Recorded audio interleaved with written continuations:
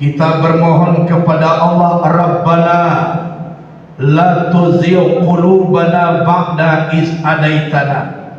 Ya Allah, jangan Engkau gelincirkan hati kami setelah Engkau beri hidayah.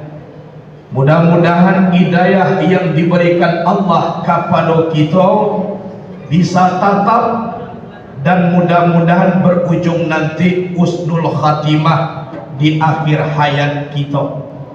Kemudian salawat dan salam kepada Sayyidina wa Maulana Muhammad sallallahu alaihi wasallam. Beliau seorang nabi, walaupun beliau nabi yang terakhir, tapi menyempurnakan segala syariat.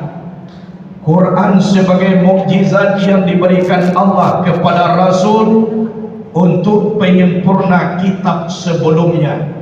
Jadi mulai mukjizat Rasulullah sampai kepada beliau adalah penyempurnaan.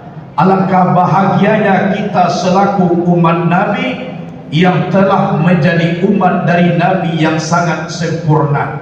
Mudah-mudahan kita semua ditunggu oleh Rasulullah dengan syafaat nanti di yaumil akhir. Amin, Allahumma amin. Jamaah sekalian dihormati, insyaallah dimuliakan Allah subhanahu wa ta'ala. Kata Nabi di dalam hadisnya, ad-dinu nasihat. Agama itu adalah nasihat. Orang yang mau memberi nasihat dan menerima nasihat, inilah yang dikatakan orang beragama. Jadi orang yang beragama itu tidak akan dia melihat kemungkaran dan mau menerima jika dia salah.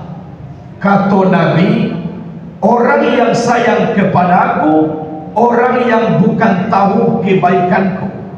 Tapi orang yang sayang kepadaku, orang yang tahu kekuranganku.